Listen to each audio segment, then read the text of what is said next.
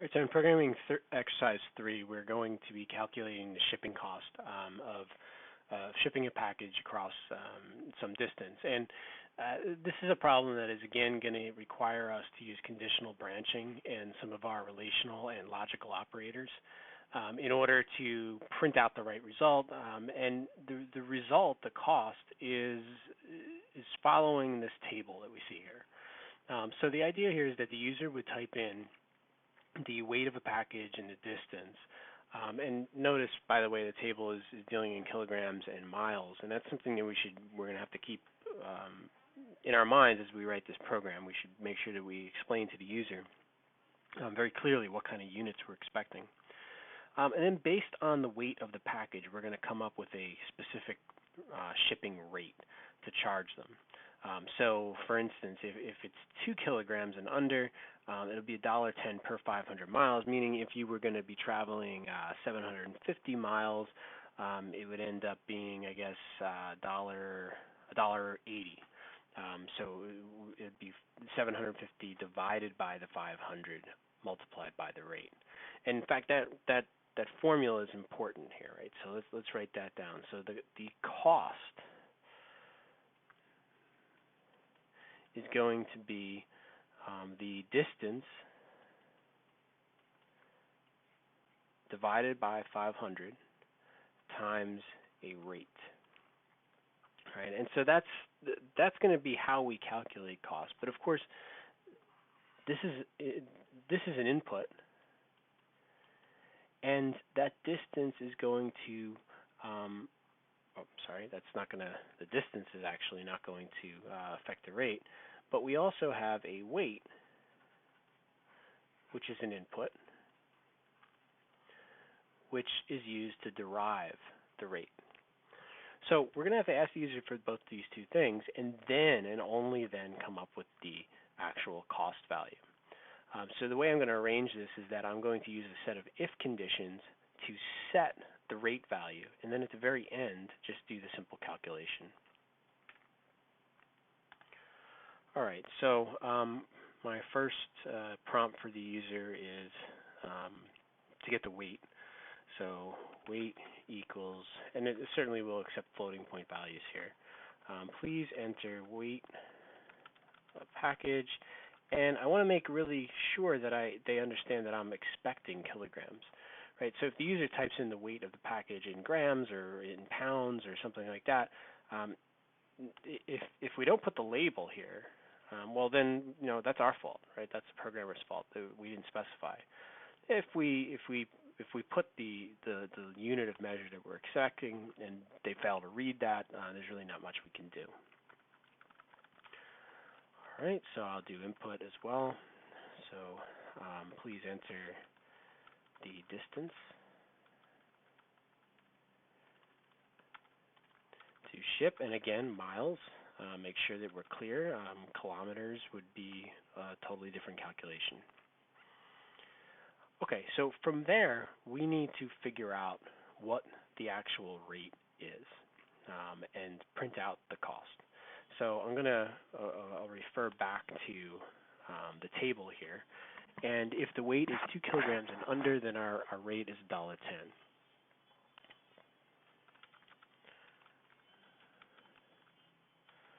So if it's less than 2, my rate is $1.10.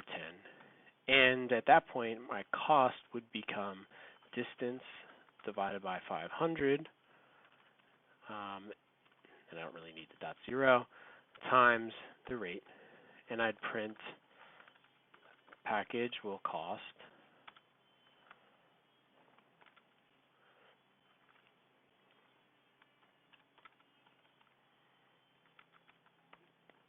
some amount to ship.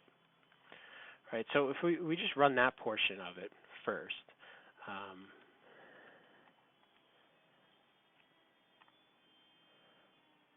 let's type in a weight of 1.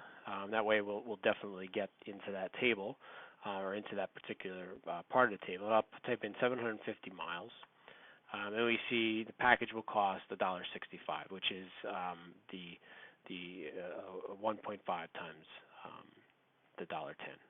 Okay, and so that looks pretty good. Certainly, we've got some fixes to do around the decimal precision. I'll talk about that in a little bit. Now let's look at the next one. So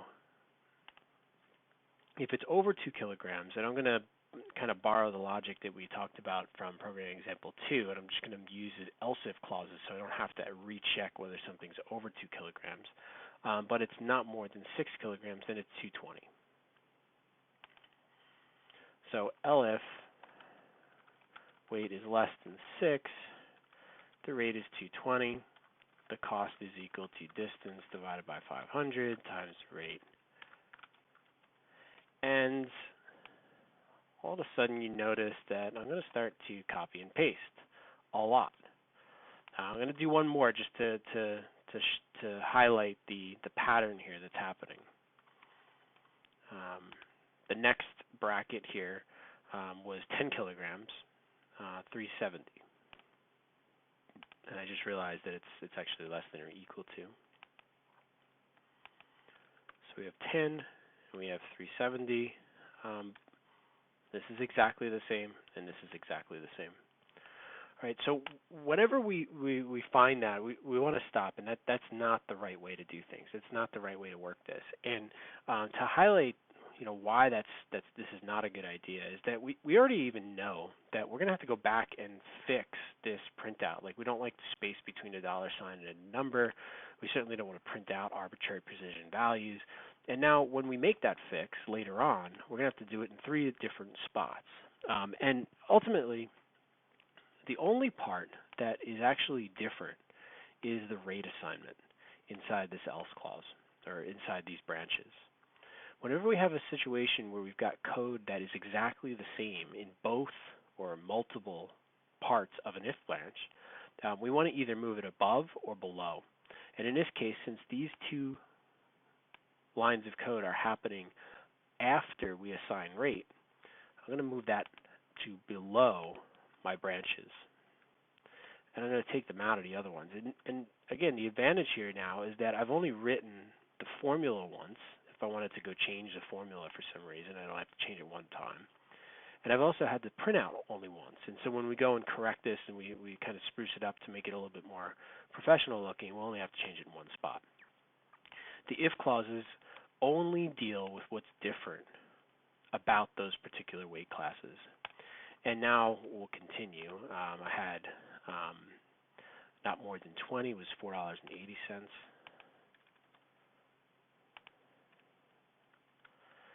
And otherwise, we really couldn't do anything. So we'll do print, sorry, can't ship things more than 20 kilograms, and I'll just exit. That exit's important because once I print this stuff out, I don't want to go down and start doing this, right? And this is not part of the else clause. This is just whatever happens after the branch. So without that exit to stop my program, I would print out, sorry, can't ship things more than 20, and then I would try to compute the cost. And in fact, I'd get an error. In case we can actually see this. If I type in like 40 kilograms, 500 miles, we get an error because cost equals distance divided by 500 times rate. Rate has not been defined. Rate is indeed a variable, but it doesn't actually have a value yet. It hasn't been assigned because the weight was greater than 20. All right, so we definitely want to exit here. Now, when we type in 50 pounds, 500 miles, we'll see the proper error message and we'll stop. And otherwise, if the user, if it's 5 kilograms and it's 1,000 miles, or 100 miles, sorry, that's 44 cents. 5 kilograms and 1,000 miles is $4.40, which is twice the amount of per 500 miles, which makes sense. All right, so I mentioned that we want to correct some of this output. First of all, there's a space between the dollar sign and the value. The easiest way to take care of this is to actually just use string concatenation. And the only stipulation is when we use string concatenation, we need to make sure that we convert our variables actually to strings. So I'm not separating anything with commas now. I'm just creating one big string as one parameter. again, it doesn't really matter what we type in at this point. I got rid of that automatic space, and notice I added the space between the last value, the last number of cost, and the to ship part. So the last thing is that this decimal precision really doesn't look all that great, and I'd like to make this a little nicer. And we haven't really seen this all that much in the textbook, but Python has a really nice method of doing string formatting. It's a specialized syntax, and let me write it, and then I'll kind of explain it. We provide an actual string representing like kind of a formatting code. And what this is telling us is that this is going to format the number that we give it in a second for 2 decimal places, 2 floating point decimal places, and 0 leading decimal place values. So if this was a value, less than 1 or something like that, we would have 0 figures to the left of the decimal point. We take that string modifier and we call format on it, and we provide it something that we want to format. In this case, I'll do cost. All right, so this string, and there's a lot of different. We'll cover this later on. Later on in the textbook, the string formatting is covered in a little bit more detail. But that string formatting code then is used to format some value, and so that'll give us 2 significant figures. Let's do. Oops, I gotta resave this. And actually, it was saved, but I'm looking at this, and it looks like I forgot a decimal place. That's actually what's showing me how many figures are going to be to the right-hand side of the decimal. Without that decimal, that's not really a valid formatting string. So let's resave that and rerun it. And we'll type in the same input. Okay, and there we go. Okay, so we're controlling our decimal places with our string modifier, and obviously you can change this to control different levels of decimal places. That last part with output formatting, that's something that you'd probably consider being one of your last things that you go and do. The key part, the thing that I want to highlight is probably the most important part of this programming example, is the removal of a lot of repetitive code, like a formula and the print statement, from the if statement, from the actual branching mechanism. We don't want to repeat ourselves. We want to only put what's in the if statements that is unique to the if statements inside those branches.